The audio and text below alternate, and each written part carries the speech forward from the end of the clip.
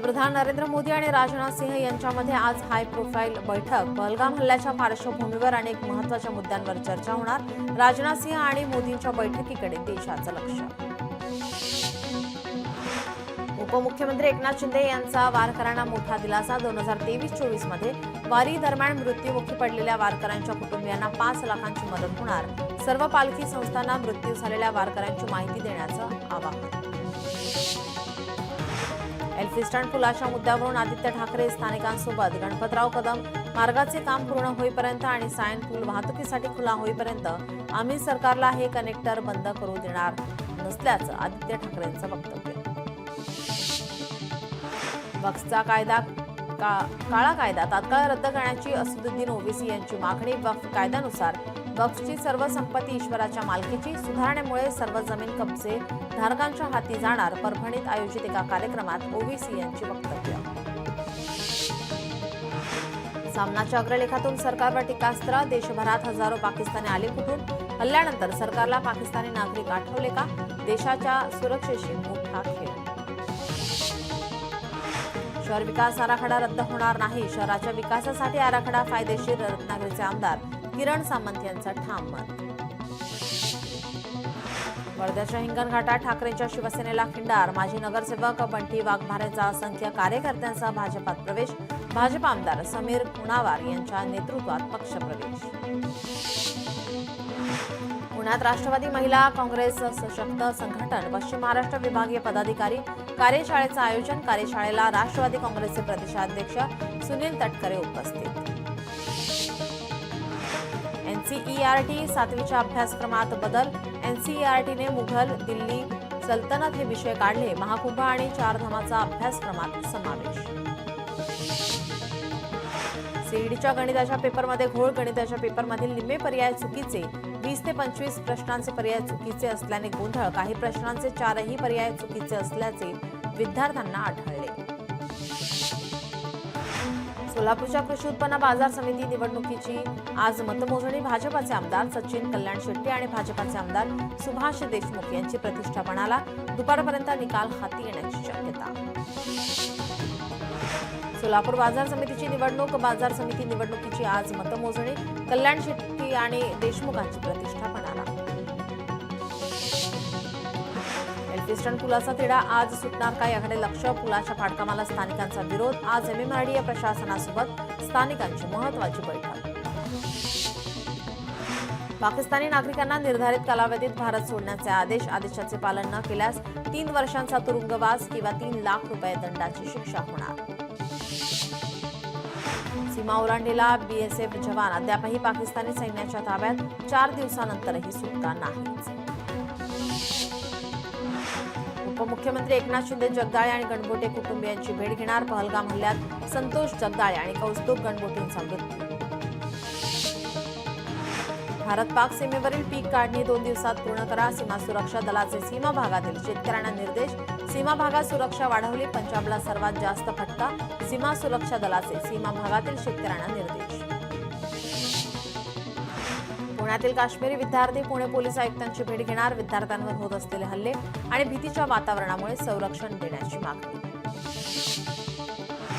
पहलगाममध्ये 22 एप्रिलला दहशतवाद्यांचा पर्यटकांवर हल्ला। हल्ल्यानंतरही पहलगाममध्ये परदेशी पर्यटकांचा ओघ। परदेशी पर्यटकांचा पहलगामला भेट देण्याचा निर्णय। पहलगाम दहशतवादी हल्ल्यानंतर पाकिस्तान घाबरले। मोठ्या नेत्यांचे कुटुंब देश सोडून पळून जाऊ लागले। बिलावल भुट्टो कुटुंबासह पाकिस्तान सोडून कॅनडाला। भारताच्या कारवाईमुळे पाकिस्तानमध्ये भीतीचं वातावरण।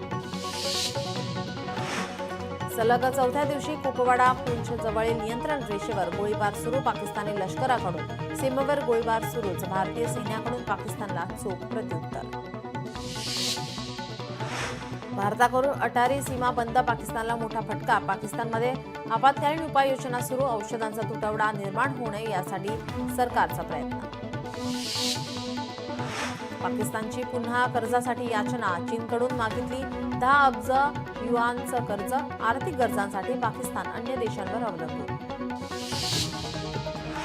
भारत फ्रान्समध्ये राफेल एम लढाऊ विमानासाठीचा आज कराराअंतर्गत भारत 26 राफेल मरीन लढाऊ विमाने खरेदी करणार.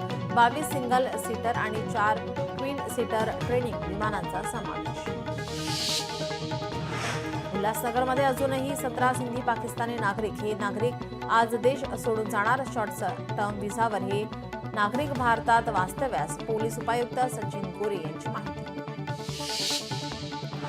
काश्मीरमधील मुस्लिम परिवारांची पर्यटकांना मदत. यवतमाळमधील पर्यटकांना आपल्या घरात दिला आश्रय. काश्मीरी नागरिकांकडून पर्यटकांना धीर देण्याचा प्रयत्न. पहलगाम हल्ल्याचा पर्यटन व्यवसायावर परिणाम. काश्मीरमधील पर्यटनासंदर्भातील बुकिंग रद्द. हल्ल्यामुळे पर्यटन नगरीला सुमारे 2.50 कोटींचा फटका.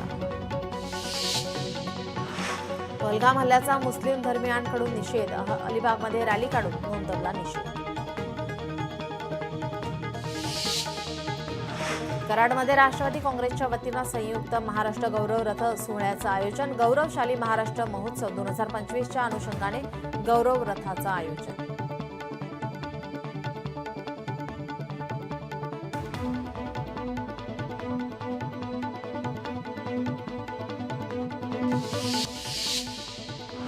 बेस्ट ऑफ प्रवास दुपटीने महागला. किमान तिकीट भाडे 10 रुपये होणार. पासही महागणार. सातारा जिल्ह्यात हिंगणगावची भैरवनाथ यात्रा मोठ्या उत्साहात पार. भिल्लाचे सोंग ही अनोखी परंपरा पाहण्यासाठी भाविकांची मोठी गर्दी. एप्रिल अखेर राज्यातील हवामानात मोठे बदल. विदर्भात पुढील 4 ते 5 दिवस हलक्या ते मध्यम पावसाची शक्यता. मराठवाड्यातही पावसाच्या हलक्या सरींचा अंदाज. एप्रिल अखेर राज्यातील हवामानात मोठे बदल होण्याची शक्यता. सांगलीच्या मिरज शहरासह परिसरात अवकाळी पावसाची हजेरी. उकाड्याने हैराण झालेल्या नागरिकांना दिलासा. चंद्रपूरमध्ये बंदिस्त वाघ बिबटे यांना उष्माघातापासून बचावासाठी वनविभाग सतर्क. ग्रीन नेट आणि कूलर लावून तापमानापासून दिलासा. पशुवैद्यकीय अधिकाऱ्यांची वन्यजीवांवर नियमित नजर. नवी मुंबईच्या ऐरोलीत तब्बल 24 तास वीज झाली होती बंद. यामुळे उकाड्याने नागरिक हैराण. महावितरणच्या या कारभारावर रहिवाशांनी नाराजी व्यक्त केली आहे. 17 कोटी भारतीयांची गरिबी हटवण्यात यश. 10 वर्षात भारतातील नोकऱ्यांमध्येही वाढ. जागतिक बँकेच्या अहवालातून आकडेवारी समोर. ग्रामीण शहरी गरिबीतील फरक 7.7% कमी. नांदेड महापालिका क्षेत्रातील नाले सफाईला सुरुवात. यांत्रिक पद्धत वापरून ही सफाई पावसाळ्याआधीच पूर्ण केली जाणार. महापालिका आयुक्त डॉक्टर महेश डोईफोडे यांची माहिती. अबीर गुलाल चित्रपटाची गाणी युट्यूबवरून हटवली. अबीर गुलाल चित्रपटावर भारतात बंदी घालण्याचा सरकारचा निर्णय. पनवेलमध्ये महानगरपालिकेच्या आंतरराष्ट्रीय दर्जाच्या क्रिकेट प्रशिक्षण केंद्राचे भव्य उद्घाटन. आशिष शेलारांच्या प्रमुख उपस्थितीत उद्घाटन पार. ज्वारीच्या दरात प्रति किलो 15 रुपयांची घट. घाऊक बाजारात ज्वारीला प्रतवारीनुसार 30 ते 58 रुपये दर. पुणे मार्केट यार्डात 15 ट्रक ज्वारीची आवक.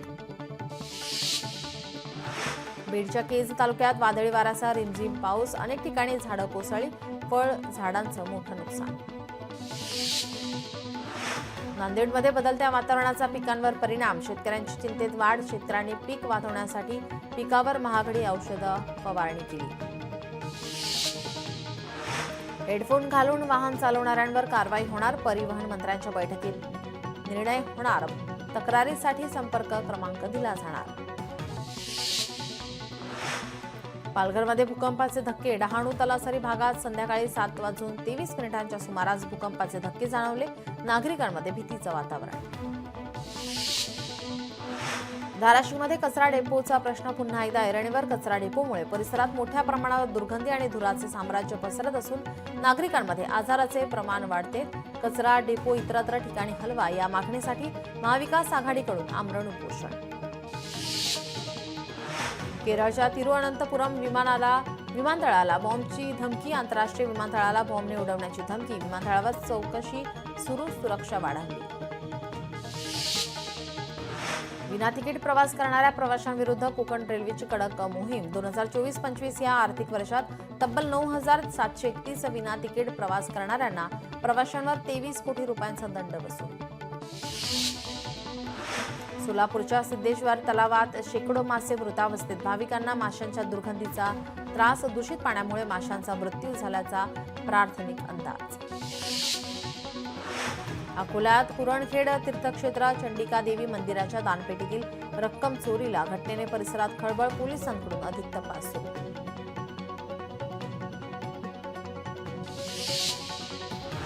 नागपूरच्या रामनगर परिसरात दुकानाच्या कार्यालयाचं कुलूप तोडून रोकड लंपास. अज्ञात आरोपीने 3,60,000 रुपये चोरले. अंबाझरी पोलीस स्टेशन हद्दीतील घटना. बुलढाणा चिखली रोडवरील ऑटो गॅरेजला भीषण आग. लाखोंचं नुकसान. धुराचे मोठे लोळ उठत असल्याने आता परिसरात भीतीचं वातावरण. उल्हासनगरमध्ये ट्रकला भीषण आग. ट्रकमधील संपूर्ण साहित्य जळून खाक. अग्निशमन घटनास्थळी दाखल. कल्याणच्या एपीएमसी मार्केटमध्ये धक्कादायक प्रकार. किरकोळ वादावरून व्यापाऱ्यावर हल्ला. हल्ल्यात व्यापाऱ्याचा मृत्यू. कुटुंब जखमी. साताऱ्यात उष्णतेची तीव्रता वाढली. उष्माघाताचे 2 बळी. जावळी आणि माण तालुक्यातील शेतकऱ्यांचा उष्माघाताने दुर्दैवी मृत्यू. अकोल्यात वीट भट्टीवर काम करणाऱ्या मजुराची आत्महत्या. आत्महत्येचे कारण अद्याप अस्पष्ट. पोलिसांकडून अधिक तपास सुरू. नवी मुंबईमध्ये बस चालकाकडून 4 वर्षाच्या चिमुकलीवर अत्याचार. स्कूल बस चालकाला अटक. आरोपीला 30 एप्रिलपर्यंत पोलीस कोठडी. पोलिसांकडून अधिकचा तपास सुरू. बोबदेव घाटातील सामूहिक अत्याचार प्रकरणातील आरोपीला पोलिसांकडून अटक. सोलापूरच्या अकलूजमधून घेतलं ताब्यात. मध्य प्रदेशात व्हॅनची दुचाकीला धडक. अपघातात 10 जणांचा मृत्यू. 4 जण जखमी. जखमींवर रुग्णालयात उपचार सुरू. बुलढाण्यातील खामगाव रोडजवळ कारचा अपघात. 2 जण गंभीर जखमी. चालकाचं नियंत्रण सुटल्याने अपघात झाल्याची माहिती. अकोल्यात वाढती गुन्हेगारी रोखण्यासाठी पोलिसांचे कोम्बिंग ऑपरेशन. विविध गुन्ह्यांमध्ये वॉन्टेड आणि तडीपार असलेले आरोपी ताब्यात.